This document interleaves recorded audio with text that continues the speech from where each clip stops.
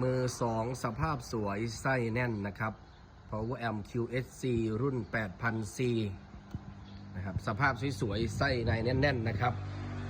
ขายเพียงแค่ 4,900 บาทเท่านั้นนะ QSC รุ่น 8,000C นะครับมือ2สภาพสวย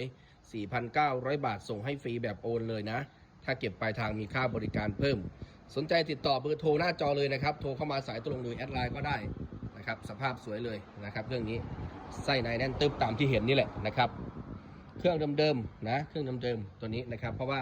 สติกเกอร์ไม่ขาดนะครับผมเป็นคนแกะเองนะครับก็เลยกล้าพูดว่าเดิมได้นะครับ